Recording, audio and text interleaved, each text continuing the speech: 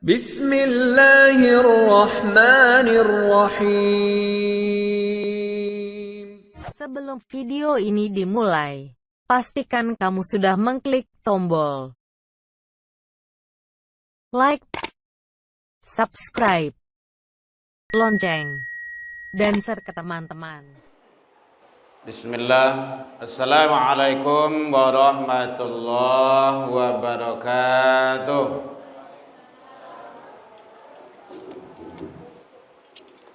Alhamdulillahilladzi ahyana ba'da ma amatana wa ilaihin nusyur.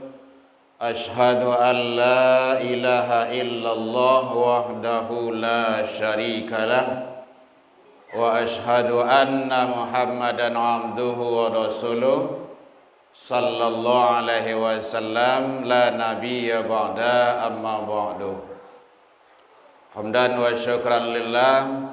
Seluruh puji dan syukur kembali kita ucapkan pagi hari ini kehadiran Allah Subhanahu wa taala. Alhamdulillah kita masih diberikan umur panjang, badan sehat, waktu luang ada untuk ibadah dan kita istiqomah.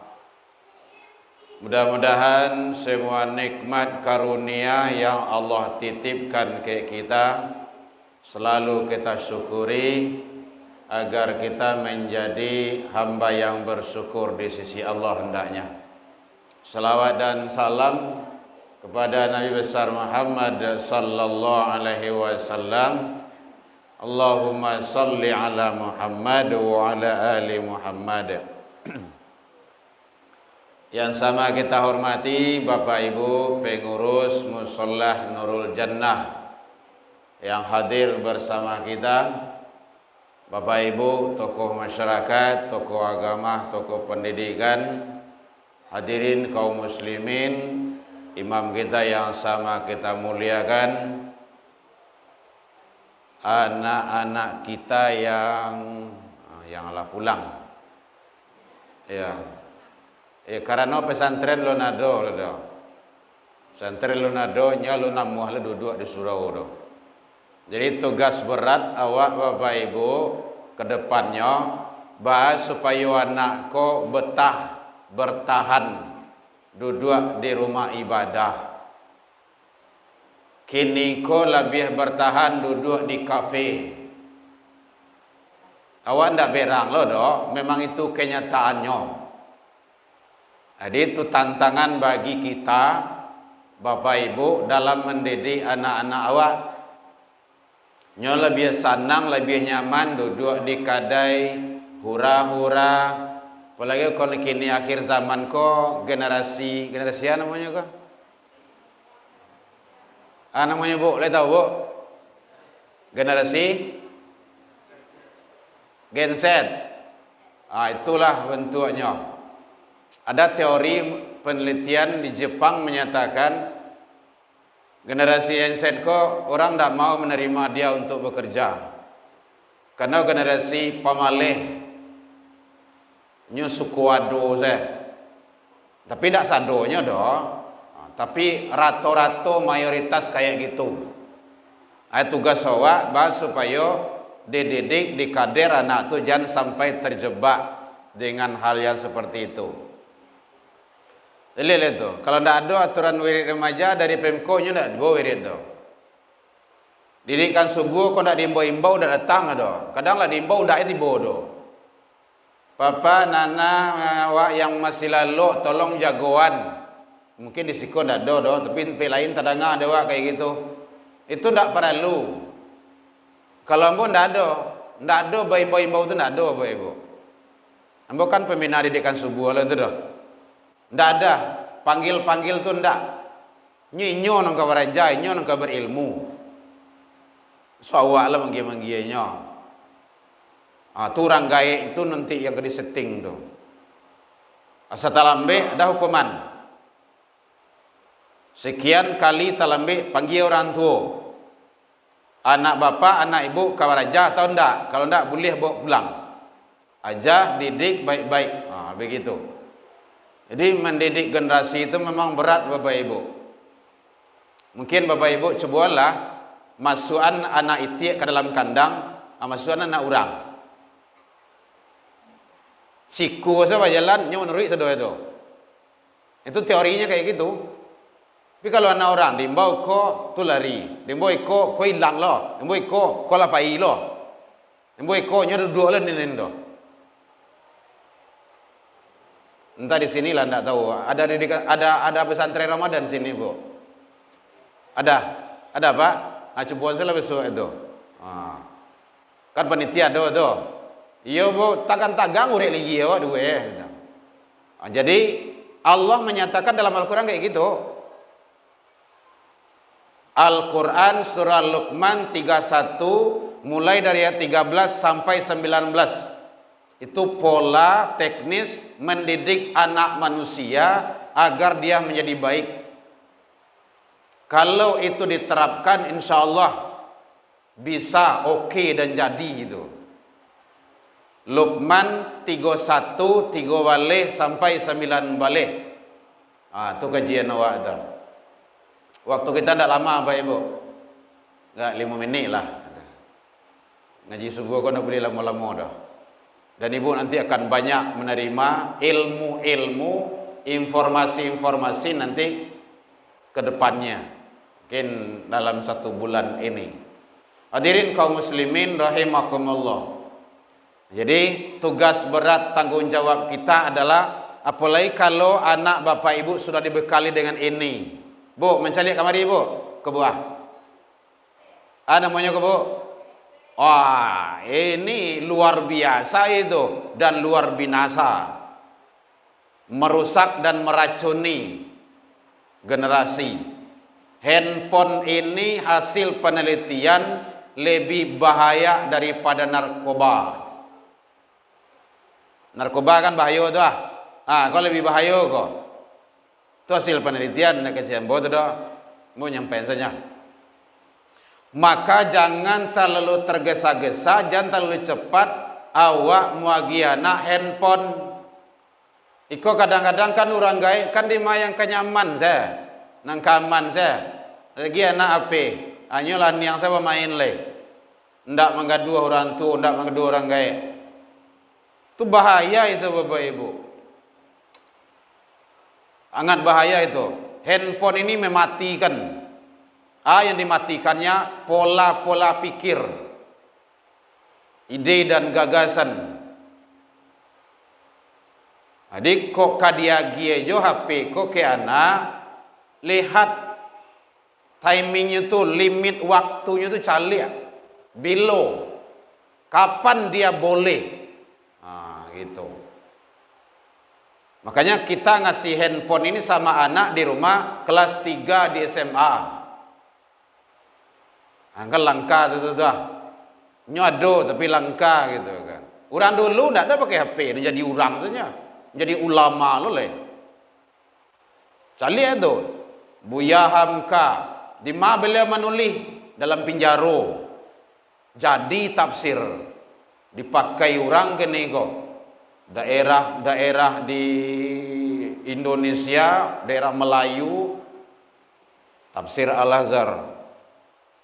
Dr. Muhammad Nathir, inyak parabe, inyak canduang, mado iko ko. Tu nama beliau diabadikan kini ko dengan Masjid Raya. Siapa tu Bu? Syekh Ahmad Khatib Al-Minangkabawi, imam besar di Masjidil Haram. Coba, imam di kota suci Mekah. Kan sangat luar biasa itu. Orang awak ndak ada iko-kodo. Ndak ada handphone. Di mana beliau lahir? 3 rumah. 1 rumah tangga, 2 rumah ibadah, 3 rumah sekolah.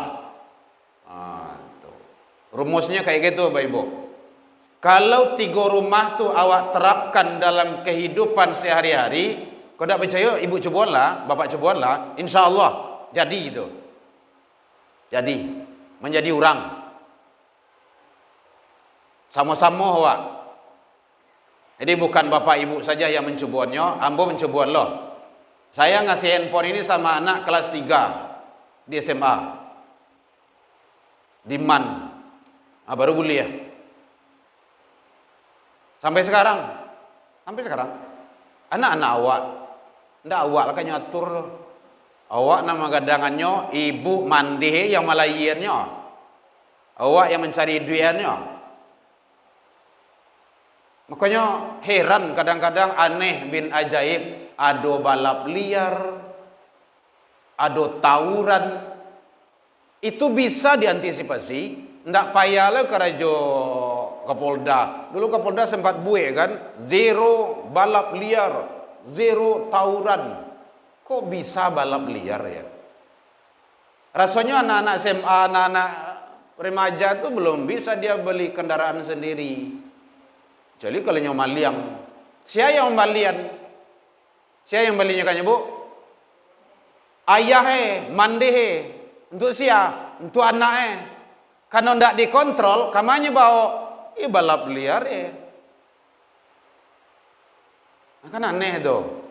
Makanya pola pendidikan ada dalam Al-Quran itu. Surah Luqman ayat 13. Itu pendidikan utama itu adalah tauhid, kuatkan. Tauhid. Aqidah. Tauhid ke Allah. Kalau itu dua dalam keluarga, dalam ke anak, insya Allah Bapak Ibu, kita yakin Bapak Ibu ndak kapayah menyuruh anak sholat doh. Ndak kapayah doh. Kenapa? Dia sudah tertanam di dalam dirinya, tumbuh dan berkembang nilai tauhid itu. Awak kini kan pembiaran yang banyak. Biarlah ketik baru. Kan itu alasan awak tuh. Biarlah kan lui baru mah. Besok lah kadangnya pandai seorang ndak bisa. Ndak bisa Bapak Ibu. Sedang awak lagai gini gua banyaknya tantangan awak. Susah aja kalau masjid kau surau, ke musola. Tenang azan tua, kadang malis itu. Apalagi kalau pada kanyang. Golek-golek itu letak kalau itu mah. Ada orang wirid kadang-kadang tak tiba doh. Banyaklah tonggak daripada jamaah lain. Ndak siko doh sampai lain. Kadang wirid itu 3 saja. Ustaz aja imam je, petugas masjid, musola, pengurus seorang. Dan ambo pernah berdua orang sewirid Bapak Ibu. Di Padang tu. Ambo je pengurus orang. Wah, buya kalau lanjut tasarah dia Pak, kalau lanjut kita buka kitab, kalau ndak gua pulang lain. Nah, pokoknya lupa transport ambo kan. Begitulah. Tantangan itu. Karena tauhid tadi itu. Ndak tahu begitu penting hadir di majelis ilmu tu. Ibu bapak awak duduk kene itu fisabilillah itu. Kalau meninggal bapak ibu dijamin masuk surga. Begitu kata Allah dan Rasul. Analoginya yang mudah saja, mungkin bapak ibu pernah dengar riwayatnya dan itu sahih itu. Ada seseorang pembunuh lah sampai 100 orang membunuh. Pernah dengar ya Bu ya? Iya kan? Lah 100 orang nyatanya ke ustaz, buya ambo ingin taubat, lah diterima taubat ambo dari Allah. Batu ambo membunuh orang. Seorang saya bunuh lah dosa besar, apalagi dah 100. Lain. Dan itu Al-Quran. Allah terima taubatnya. Begitu. Itu baca caranya, pai dari siko. Kama tu ada majelis ilmu di situ, pai kanen. Dalam perjalanannya meninggal. Nah, bayang dah. Dalam perjalanan diukurlah kecil malaikat azab bawa ke neraka, malaikat rahmat bawa ke surga. Kama dekik ternyata dia dekat ke majlis ilmu tu, ke surau tu, ke musolah Nurul Jannah kau dekik ke mari kau. Orang wirid siko tarui. Apa kata Allah? Fahuwa dakhalul jannah. Coba bayangin itu. Membunuh 100 orang, belum hadir di majlis ilmu, masih dalam perjalanan, belum tahu sia guru, sia ustadz yang menyampaikan, belum tahu apa ilmu yang disampaikan, tapi karena taubat mengharap rahmat dan ridha Allah, meninggal. Dia dosa besar itu, tapi berhak masuk surga. Apa yang itu? Itu pentingnya majelis ilmu. Kalau ingin tahu Bapak Ibu, silakan baca di dalam kitab-kitab yang menjelaskan babun ilmu. Ada itu. Keutamaan-keutamaan ilmu. Orang dulu mencari ilmu itu, makanya ada bahasa talabul ilmu, utlubul ilmu. Tulab itu artinya dituntui, dicari. Ya memang datang awak. Jadi kalau ada anak-anak di rumah yang malas sekolah, suruhnya pai sekolah, cari ilmu situ. Ah gitu. Itu sumber ilmu situ. Nah, pentingnya itu.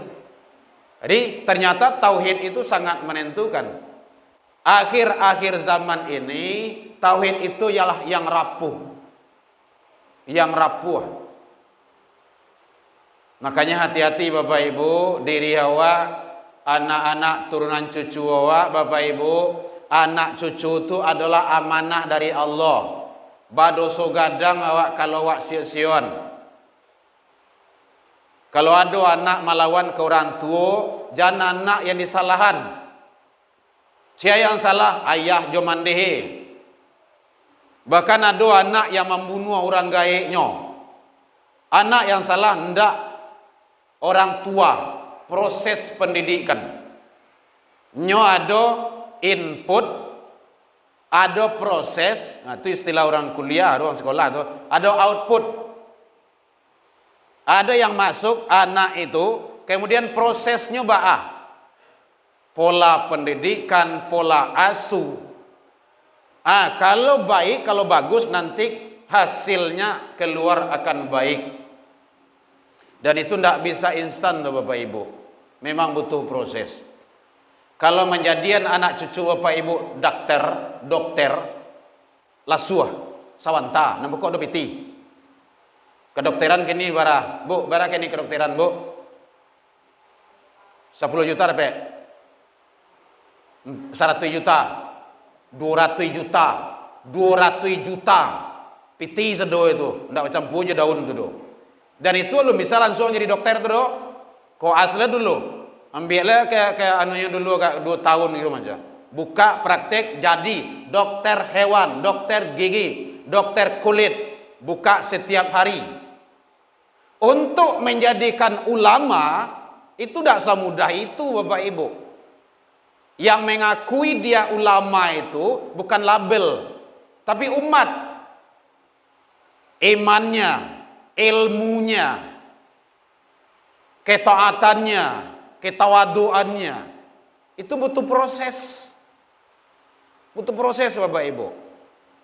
Anak-anak awak doang, dia kan sangat luar biasa itu kecerdasannya. Tergantung orang tuanya lagi.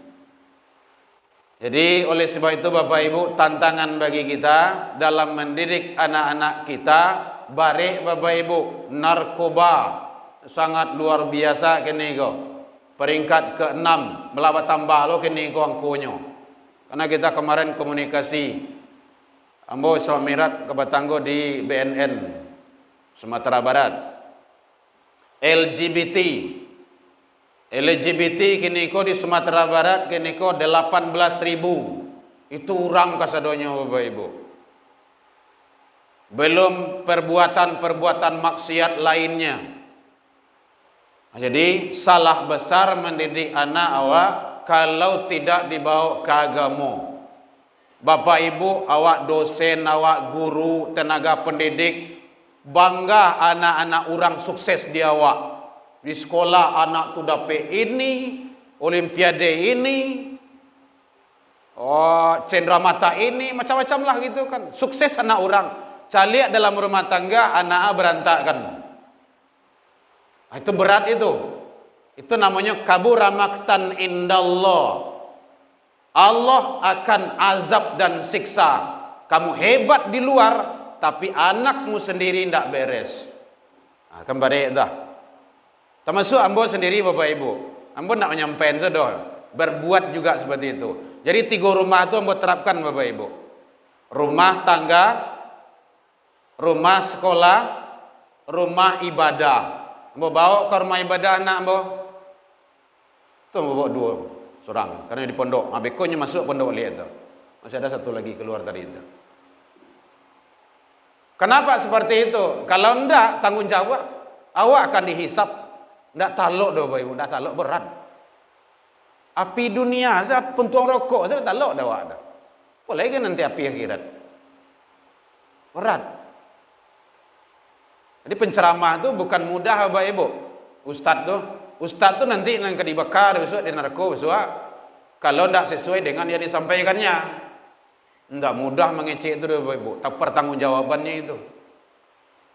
Adik karena ambo tidak bisa ceramah di rumah tu, maka ambo pergi ceramahnya. Kan bisa mendengar langsung.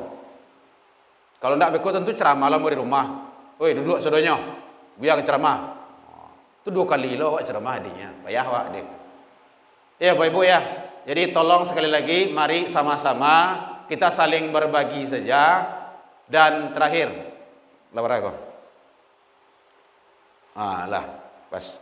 Terakhir, mohon doanya Bapak Ibu. Boleh minta doa Bapak Ibu.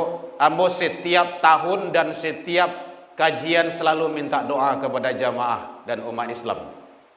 Alhamdulillah berkat doa Bapak Ibu, Allah kabulkan. Sudah 2 anak saya di Al-Azhar di Mesir. Yang besar, yang nomor 2 berangkat kemarin Desember. Dan ini insya Allah nomor 3. Mohon doanya Bapak Ibu. Boleh minta doa Bapak Ibu. Mohon doanya. Dari mana awalnya? Rumah tangga. 2007 sampai hari kini TV tidak hidup di rumah kami Bapak Ibu. Ibu tanya lah samanya. Masih ada TV lain, karabangnya. Mereka kecilan tidak ada, kau udah solo kok. Ada. Tapi tidak hidup. Karena tidak banyak pendidikan di situ, tidak ada. Oh biar-biari saja. Jadi hati-hati kita. Semuanya Allah akan minta pertanggungjawaban. Dunia akhirat. Dunia akhirat. Berat Bapak Ibu. Pelihara dirimu, kata Allah. Dan keluargamu. Kalau tidak hafal ayatnya, tidak lah. Tapi arti saja. Wa ahlikum, keluargamu. Siapa keluarga itu? Anak dan istri. Rajin suami salat ke surau, bininya bah. Itu Allah nanti akan hisap itu, akan tanya itu. Oh mungkin soleh suaminya, istrinya lagi pakai jilbab enggak? Keluar. Ketat enggak pakaiannya? Barik Ibu. Kalau ada perempuan masuk neraka, ampe laki-laki yang dielo. Kan barik tanggung jawab kami itu. 1 perempuan masuk neraka, kita doakan ibu-ibu tidak. 4 laki-laki yang dibawa. Siapa itu? Ayahnya. Ayah laki-laki itu. Kalau tidak pada silo ayahnya. Siapa lagi? Suami. Kalau sudah punya suami. Siapa lagi? Saudara laki-laki. Abangnya atau adiknya.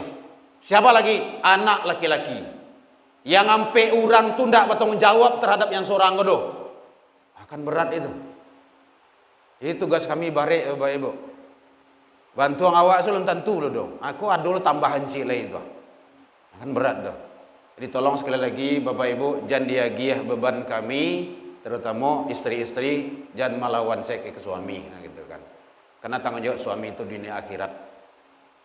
Mohon maaf, demikian saja dalam penyampaian nambo tadi. Kok kurang lemak manihi, recik bawang dek kurang ngalui, yang indah pada tampeknya, ambo cuman 2 kali setahun di siko. Subuh besok, malam besok ada pula. Kalau tidak ada perubahan dari panitia.